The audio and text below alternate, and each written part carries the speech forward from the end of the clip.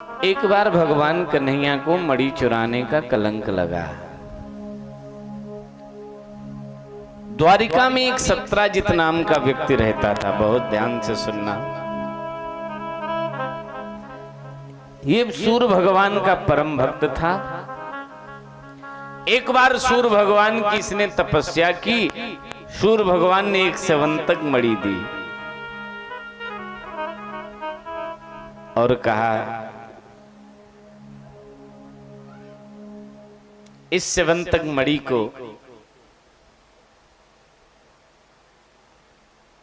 आप अपने घर में ले जाओ। ये स्यवंतक मणि रोज 8 बार सोना प्रदान करेगी। महाराज ने स्यवंतक मणि को घर में ले गए। रोज 8 बार सोना देने लगी। अब राजा को अभिमान आ गया।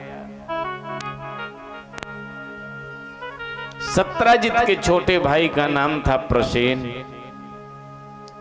एक दिन उस मणि को प्रसेन अपने कंठ में बांध करके जंगल में शिकार खेलने गए।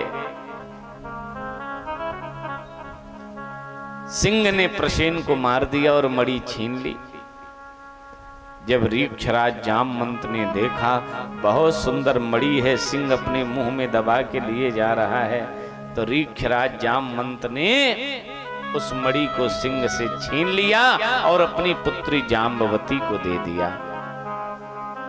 कई दिन हो गए, जब भाई लौट करके नहीं आया तो सत्राजित ने झूठा ही कलंक लगा दिया कि मेरे लगता है कन्हैया ने मेरे भाई को मार दिया और मणि छीन ली। भगवान कन्हैया सत्राजित को लेकर के जंगल में गए।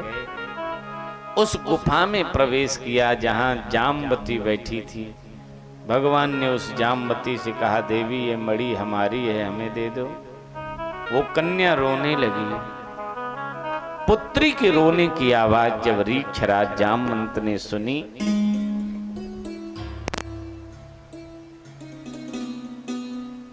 जामवंत जी दौड़ते हुए आए।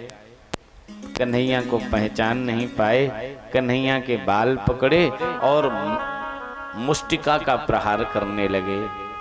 27 दिन तक भगवान को मारते रहे।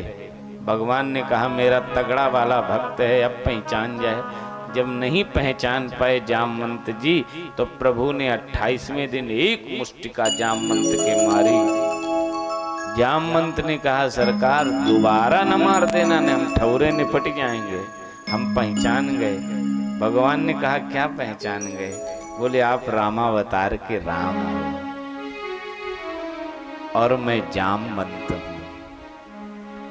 जब आप मुझे छोड़ के जाने लगे, मैंने कहा, प्रभु अब कब मिलोगे? आपने कहा था कृष्णावतार में मैं मिलूंगा और आपका उद्धार करूंगा। तब से मैं प्रतीक्षा कर रहा था। कन्हैया ने कहा, जामवंत ये स्यवंतक मणि मेरी है, मुझे दे दो। बोले, सरकार एक क्षण रुक जाओ। भगवान खड़े हुए। महाराज जामवंत ने हाथ में गंध अक्षत पुष्प लिया, अपनी पुत्री जाम्बवती का हाथ अपने हाथ में लिया और संकल्प करके कन्हैया के हाथ में पकड़ा दिया। कन्हैया ने कहा, भी एक ताजा ब्याह हुआ है, रुक्मिणी के साथ घर में छोड़ करके आए हैं, महाराज इसे भी ले जाओ। जाम्बवती को लेकर के महाराज बाहर निकले हैं। सत्राजित के यहाँ पहुंचे, मणि को वापस कर दिया। सत्राजित ने सोचा, मैंने झूठा कलंक लगाया प्रभु को, मैं समझ नहीं पाया। सत्राजित ने कहा कन्हैया से, एक क्षण रुक जाओ। कन्हैया खड़े हो गए। सत्राजित भीतर गया, अपनी पुत्री सत्यभामा का हाथ पकड़ करके लाया और संकल्प करके सत्यभामा का हाथ कन्हैया के हाथ में पकड़ा दिया। कन्हैया ने कहा, वे एक घर में बैठी, दूसरी साथ में, अब घर भी नहीं पहुंची है। बोले, महाराज इन्हें भी ले जाओ।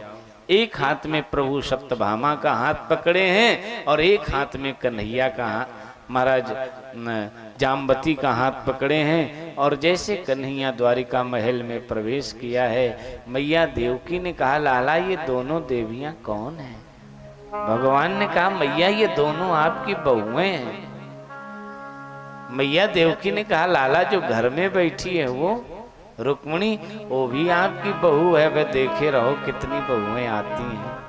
भगवान के 3 ब्याह हो गए। बोलिए वृंदावन बिहारी लाल की जय हो।